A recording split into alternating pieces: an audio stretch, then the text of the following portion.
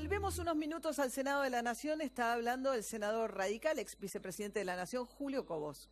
Del proyecto general, esta columnita que es la más chiquitita, y bueno, la vamos a checar más. Con los dos últimos aumentos se ha corregido esto. Ahora, esto va a tener poca incidencia en las provincias que ya han facturado y que van a tener que dar el crédito y recuperar esto. El artículo 17, y el último de la ley, dice textualmente: la presente ley no afectará las regulaciones vigentes a las provincias, los municipios de la Ciudad Autónoma de Buenos Aires en función de sus facultades jurisdiccionales respecto a los servicios públicos de competencia y titularidad. Bueno, no afecta los marcos regulatorios, pero sí afecta el precio, porque la generación y transporte también vuelve para atrás en esto. Y ahí va a haber un problema con la distribuidora y con los gobiernos provinciales, porque muchas son empresas provinciales. En lo que va del gobierno de la gestión del ingeniero Macri, se ha reducido los subsidios en 0,7 puntos del PBI. Nosotros no podemos estar ajenos, y los senadores que siempre han actuado con responsabilidad. Acá hay expresidentes, hay exgobernadores, hay aquellos que quieren ser gobernadores, que quieren ser presidentes y saben que administrar tiene a veces sus costos políticos a la hora de tomar las decisiones. Y evidentemente a nadie escapa que estamos viviendo una situación difícil en lo económico y que en lo personal no están las condiciones dadas como creíamos que iba a estar. Y esta es la realidad y la tenemos que asumir, por errores, por circunstancias internacionales, por lo que fuera. Ahora, la verdadera independencia y soberanía la vamos a tener. Bien, ahora sí, Juan Gabriel Tocatrián es profesor plenario de la Universidad de Itela. Buenas noches, gracias por venir. Gracias por la invitación. Bueno, ahí decía Julio Cobos que estamos como estamos por el contexto internacional, como si todo se nos hubiese alineado en contra de repente, ¿no? El petróleo caro, el dólar alto. Bueno, yo creo que hay que remontarse a la asunción del presidente Macri, y en ese sentido yo diría de manera clara, fue un gobierno que nació a base de optimismo, en un diagnóstico excesivamente ingenuo del sistema internacional, y que los costos los estamos pagando ahora. ¿Qué quiero decir con esto? Lluvia de inversiones. No solamente lluvia de inversiones, sino un mundo donde la globalización imperante iba a ser incuestionada, que no iba a haber una reacción en los principales países de Occidente, que no iba a haber más proteccionismo, que la globalización nos estaba esperando, que tendríamos un conjunto de oportunidades fenomenales en el comercio internacional, y que, encima de todo esto, el solo hecho de cambiar de administración, un conjunto de reputadísimos hombres de negocios, un presidente que venía habiendo terminado con un pasado que se consideraba negativo para el país, con un espíritu de acercamiento nuevamente a Occidente, eso iba a generar unos dividendos muy rápidos. Nada de eso ocurrió, y creo que ahí está el pecado de origen. Y el pecado de origen se reforzó en el último año en particular, en el 2017, cuando tenemos una situación aún más delicada. Tenemos a Trump en el gobierno, más proteccionismo. Tenemos una Unión Europea que no sabe para dónde ir en términos comerciales. Se terminó el Tratado del Pacífico. Estados Unidos rechaza el NAFTA. Nadie entiende qué significa hoy un tratado de libre comercio. Todo el mundo quiere exportar, porque no quiere importar, porque está protegiendo sus propias industrias. En fin, en ese entramado se insiste en el endeudamiento, se insiste en Occidente, se insiste en adjuntarse cada vez más a los Estados Unidos, y bueno, hoy estamos pagando un precio político, diplomático y económico por eso. El dólar alto tenía que ver, digamos, era la posibilidad de pensar que la economía es fuerte, porque a pesar de que todos nos horrorizamos o nos preocupamos, por lo menos con algunas de las medidas del gobierno de Trump, lo que está es con una economía norteamericana muy fuerte, ¿no? Y parte de este efecto de chupar dólares, bueno, además la rebaja de impuestos que les ha hecho las compañías, es como que Trump en este momento está chupando dólares en el mundo entero, ¿no? Totalmente, se ha convertido Estados Unidos nuevamente en una suerte de succionadora de recursos financieros internacionales. Y por lo tanto, además, se da en un contexto donde en general los que se llaman los países emergentes están sufriendo crecientes problemas por su altísimo endeudamiento. No es solamente el caso argentino. Turquía hasta ahora complicado, Turquía, ¿no? Brasil, varios otros países de lo que antes llamábamos la periferia, que se habían convertido en actores muy atractivos. Y esto también tiene que ver, de alguna manera, en un diagnóstico, me parece a mí, errado y reminiscente respecto a lo que se esperaba al comienzo de la administración, reminiscente respecto a que iba a ser lo mismo que en los 90. ¿Qué pasaba en los 90? Bueno, en los 90 había terminado la Guerra Fría, Estados Unidos no solamente era un poder pujante, obviamente, sino que el papel de Estados Unidos como garante político en un proceso de transición democrática en la mayoría de los países, y a su vez la banca multilateral apoyando las políticas de los Estados Unidos, pues era una señal evidente para que el capital privado fuera a diferentes lugares a invertir. Lo que hemos vivido es una gran financiarización del mundo, es decir, han crecido los fondos de inversión de manera dramática. Claro, es otro mundo, además. Es otro mundo, además Trump puede decir lo que quiera y Merkel también puede decir, y Putin puede decir lo que quiera, pero estos capitales van a ir a buscar otro tipo de rendimientos de corto plazo, altos, y pueden entrar y salir sin preocuparse por el tema de las inversiones productivas. Entonces, se le estaba hablando también a un mundo y a un conjunto de líderes políticos que visitaron el país. Vino el presidente de Francia. Pero vinieron líderes que no habían venido en años. No venía un líder del famoso G7, que era la pujanza que tenía Occidente, las 7 economías más industrializadas, no venían líderes al país de esos países desde el año 2003. Claro. ¿Sí? Durante 12 años no vinieron. Entonces, llegaron.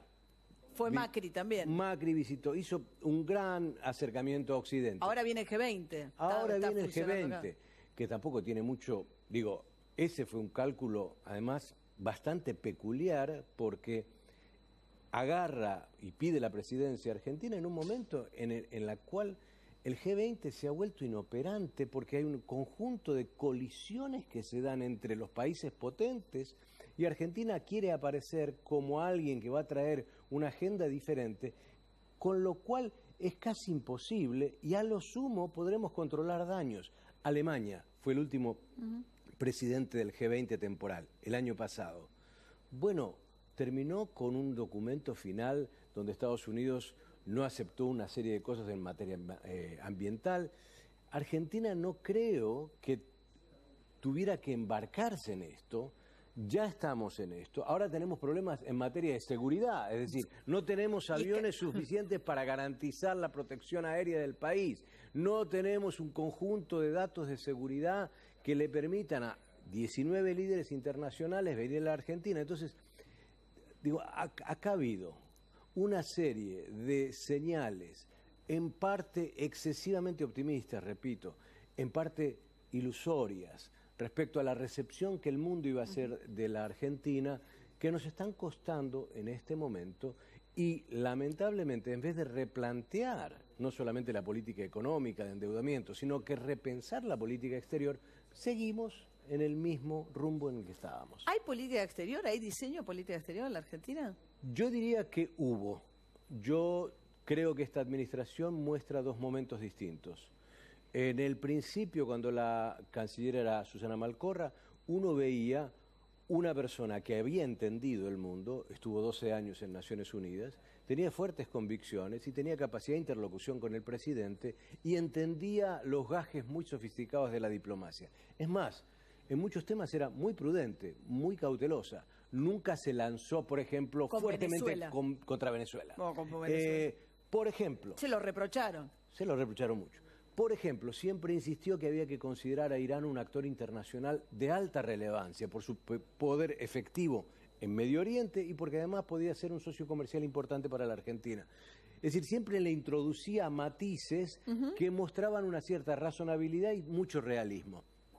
Yo creo que en el último año hemos virado hacia una política cada vez más simbólica en los gestos, pero menos sustantiva, y cada vez más próxima a los Estados Unidos, sin explicarnos por qué. Voy a dar un dato. A ver. Voy a dar un dato. O sea, el cambio viene con la llegada del canciller Faure a Cancillería. Llega básicamente con un nuevo canciller y con un nuevo discurso que empieza a hablar de la inserción inteligente, ¿sí?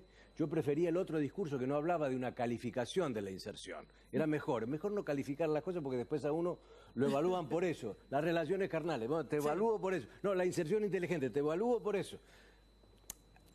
En el año 2016, Estados Unidos todos los años, el Departamento de Estado debe emitir un informe al Congreso respecto a las votaciones en Naciones Unidas. Y en particular, las coincidencias de los países con Estados Unidos. Y en específico, los votos más importantes para Estados Unidos, ¿cómo coinciden los países? Argentina 2016. Argentina coincide en un 52% con Estados Unidos. El mismo porcentaje lo tiene Chile y Brasil coincide con el 56%. Administración Obama. Sí. ¿Ok? 2017, administración Trump. Sí. Argentina coincide el 59% con Estados Unidos. Que es totalmente anti-Naciones Unidas. Y Chile y Brasil el 44%. Claro. Esto es, ¿por qué cambiamos un eje en el cual parecía que cada vez más, y esto venía de la época del último tramo del gobierno de Cristina Kirchner en general, votábamos muy parecido con Chile y Brasil, independientemente del gobierno de turno, independientemente de que hubiera una u otra corriente ideológica en esos gobiernos? ¿Cuál es el dividendo de acercarnos tanto a Estados Unidos? ¿Por qué lo hicimos? ¿Por qué fue en el año en el que impusieron los aranceles sobre el biodiesel?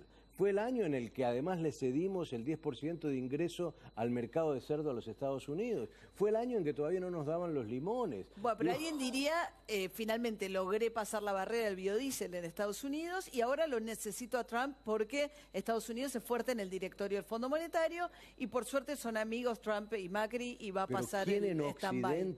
¿Quién en Occidente, y menos Trump, entre otros, iba a tener una actitud hostil frente a Argentina? Es imposible pensarlo. Digo, para el gobierno está bien. Merkel dijo que importante, el presidente de China dijo importante, el presidente de Estados Unidos dijo importante. Bueno, ¿cuántos casos conocemos que han dicho presidentes de países potentes no le den un stand-by a tal o cual país? Eso es casi imposible, tiene que ser un paria internacional. Argentina no lo es. Está bien, tiene el respaldo político de Trump y de otros líderes internacionales, pero la negociación es una negociación con el Fondo Monetario Internacional. Es más, entiendo que la primera reacción del gobierno argentino fue tocar la puerta de la Reserva Federal a ver si había un compromiso oficial de los Estados Unidos. Y Estados Unidos le dijo, no, vaya a tocar la puerta del Fondo Monetario. Y terminamos en el Fondo Monetario. Entonces, ¿apoyo? Por supuesto que sí. ¿Incide eso definitivamente en la política de ajuste que va a haber? En absoluto. Ahora, el tema del petróleo, porque se conjugan digamos, porque Macri también puede decir, tengo un poco de mala suerte, ¿no? Sí. Me pescó la sequía, sube el dólar en el mundo y además me sube el petróleo cuando estamos discutiendo tarifas y que se va a quedar corto, ¿no? Sí.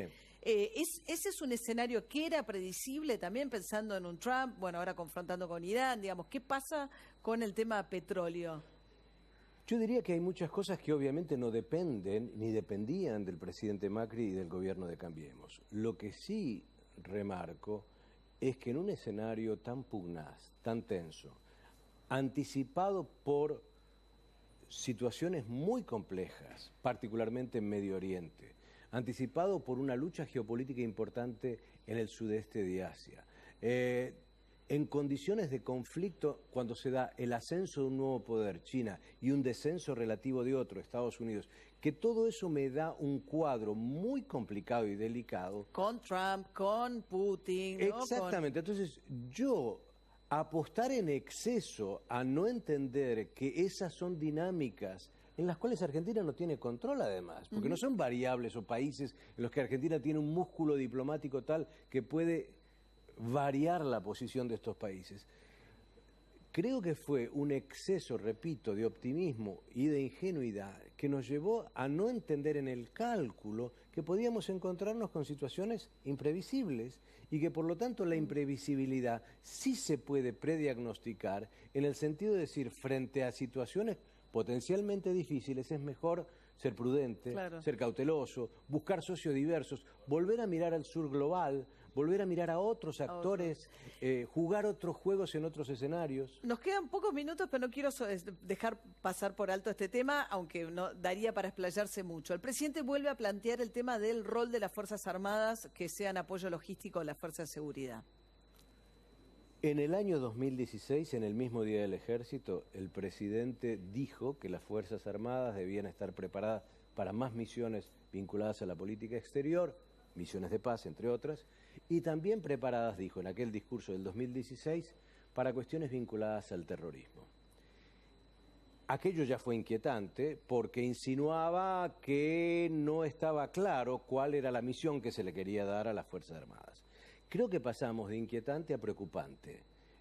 Lo que dijo el presidente, creo que abre una caja de Pandora muy peligrosa, no solamente, repito, en cuanto a lo que se conoce como la estricta división entre defensa, Fuerzas Armadas, y seguridad interior, cuerpos de seguridad, sino porque nos distrae del debate, a mi modo de ver, central, de que tenemos que definir qué política de defensa y frente a las Fuerzas Armadas necesitamos.